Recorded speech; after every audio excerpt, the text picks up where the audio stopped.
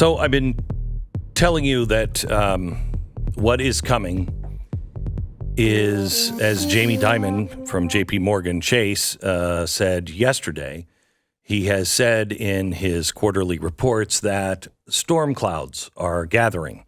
He changed that yesterday. He said, these aren't storm clouds. This is a hurricane. You better batten down the hatches. A hurricane, a financial hurricane is coming. And it only makes sense. You cannot have this country paying $6 and $7 a gallon for gasoline. You cannot have a transportation sector that runs on diesel fuel that is paying $6, $7, $8, $10 a gallon for diesel. It doesn't hold. You can't have food, as the USDA said yesterday, that take all of the inflation from the last 2 years and double it. And that's what you'll be facing in September or October. That's the USDA. So, gosh, that sounds like a crisis, doesn't it? Sounds like an energy crisis. Sounds like a food crisis. A climate crisis. You know, climate, that's this generation's World War II. It's an existential threat. It's an emergency. A money crisis, as your dollar is just devalued more and more. There'll be a housing crisis. People won't be able to live in their houses. What to do. Homelessness crisis. I just have to throw this in because I don't even know what it means anymore, but you know they will say that there's an infrastructure crisis, that we have to upgrade our infrastructure because it's an emergency. I don't even know what it means. Most likely it means just funneling that money to Biden children. There's going to be a crime crisis. There's a shooting crisis. An emergency in every place but Chicago. It's an emergency. You don't think it could happen? Let me give you two things. Australia's parliament, South Australia's parliament, has just declared a climate emergency, which they say, now with the formal declaration of a climate emergency, the focus from the state government must be on building our state's capacity to tackle the emergency ahead of us. Now, the conservatives in Australia are like, yeah, but you haven't taken just common sense measures. You haven't done things that, right? Does that sound familiar? In Seattle, because they're now so woke, they've stopped investigating all rapes because they were reimagining the police, and they don't have enough police to go find the rapists.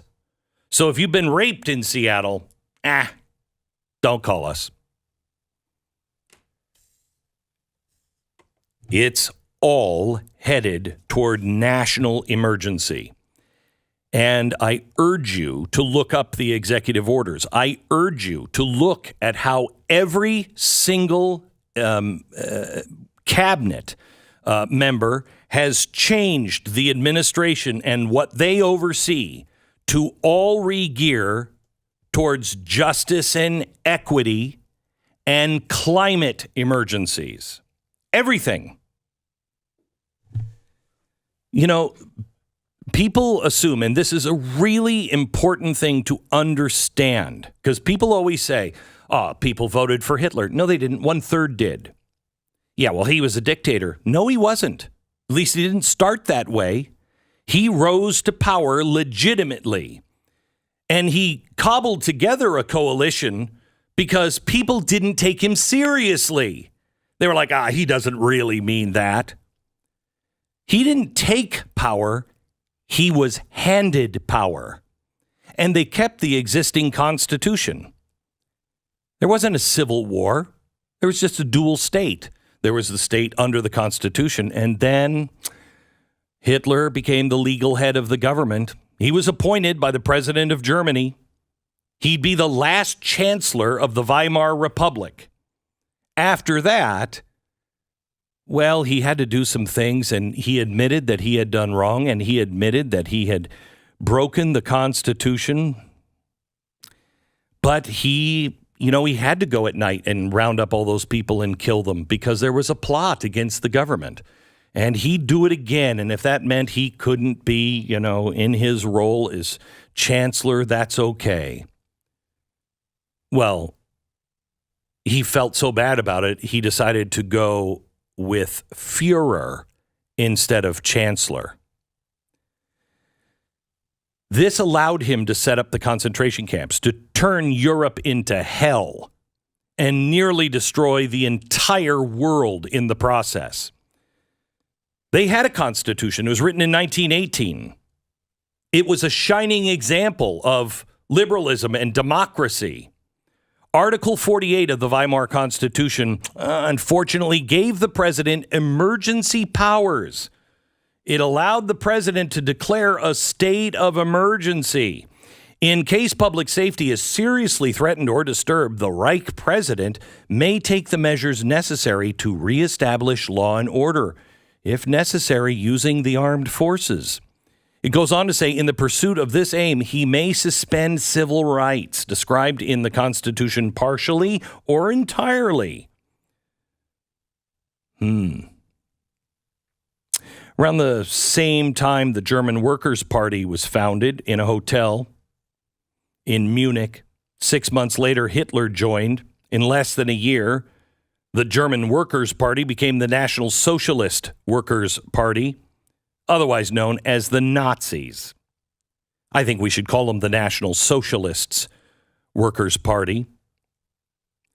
1923, on the heels of an economic crisis, Hitler attempted to overthrow the Bavarian government. A couple thousand Nazis marched through the middle of Munich. The whole thing was a failure. Hitler went to jail. It was over. Except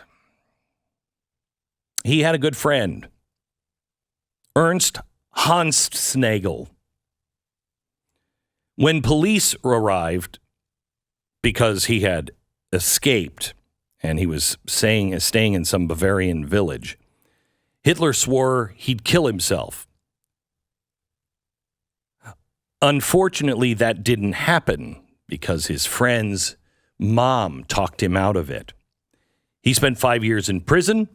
He wrote Mein Kampf.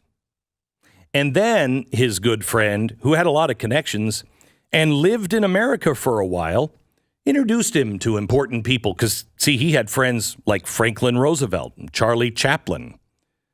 He connected Hitler to political power. When the Great Depression came, that was the emergency that Hitler needed, because he would restore their spirit. He would restore their national pride. He would feed the people, because he knew who the bad guys were that caused all this. Only thing missing